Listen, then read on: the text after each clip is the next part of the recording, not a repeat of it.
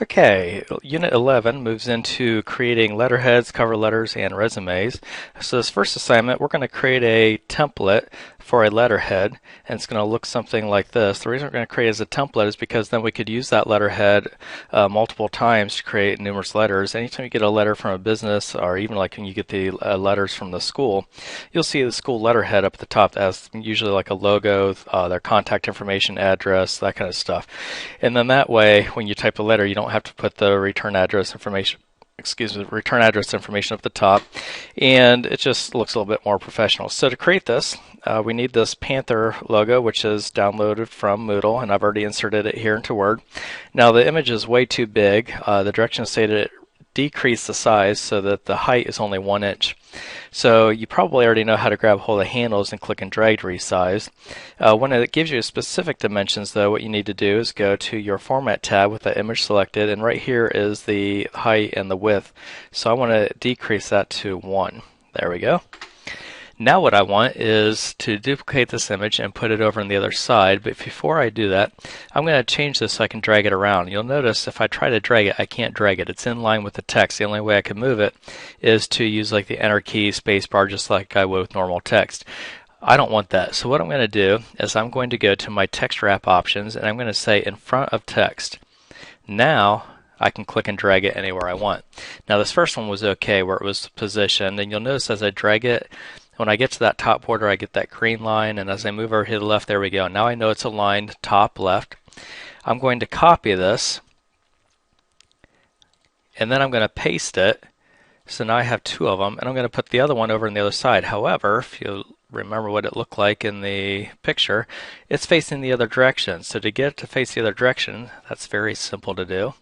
All I need to do is click and drag past itself. So I grab one side, click and drag it past the other side, and I'm going to line this up over here on the top right. There we go. Okay, now the next section I need is this little wavy icon thing here with Jefferson Panthers in it. So to get that shape, I go to Insert and Shapes, and I'm going to scroll down until I find that, and right here it is. I'm going to draw that in between my 2 panthers, and then click and drag it so it's, there we go, it looks pretty good. And then I'm going to change the color of it to the black to match the picture. Now to insert Jefferson Panthers in that, I need to right click on it and go to Add Text. And now I can type in Jefferson Panthers. And obviously this is too small, so I'm going to highlight Jefferson Panthers, and then I'm going to keep increasing that font until it goes down to 2 lines. Okay, so at this point that's too big, so I'm going to back up 1. There we go. So that's as big as I can make it to fill that. Alright, so that is pretty close to what you see here in the picture. Now the next part is I just need to type in the return address and all that information, and I'm not going to take the time to type all that, but I will show you that in order to be able to type down there, I need to be able to move my cursor down. And if I try to move my cursor down, well, all the image stuff moves with it. So what I'm going to do before I start hitting enter to move the cursor down, I'm going to click the first image, hold my shift key, click the second one and the third one. So all 3 are selected. And now what I'm going to do is back under the Format tab again. I'm going to go to my text wrap options, and this time I'm going to say fix position on page. This will prevent them from being moved. Now when I hit enter, it doesn't move the images. And now I can type return address and other info. So all that would go here, and then I want to put a bottom border below all that information that gets typed here. So that bottom border would be found right here under my borders, and I'm just going to do a bottom border. And then the last step, I want to be able to hit enter to start typing the actual letter itself. But when I hit enter, it takes that bottom border down with it. A very easy way to fix that, to clear that, is to go up to my eraser button, which we've used before to clear all formatting. So that's on my home tab, font group, the little eraser. I hit clear formatting, and that clears it from the current paragraph and moves that border back up to the paragraph that we were in.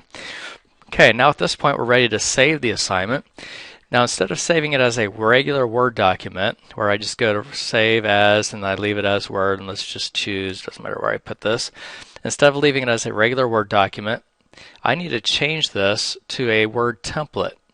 So I'm going to go down here to Word template and save that, and I'm going to save this as my Activity 10-1 template. 10-1 template. Oops. The reason I'm saving it as a template is because when I open this, I don't want it to open like a regular document where I actually edit this document. I want it to make a copy of it. So we've used templates before, like when we did the flyers, we created the flyer based off that template.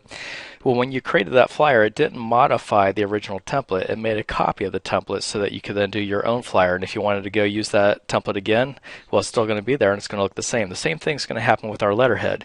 When we open this template, it's not going to open so that we can actually edit the template, at least if we open it correctly. It's actually just going to make a new copy of it so we can start typing the letter. So let me get this saved. Let's see where I'm saving it. So I actually, no, let's see. Oh, it's just saving it in my Office templates. Okay, custom Office templates. So save. There we go. And then in the next activity, I'll show you how to open that template and start typing the letter.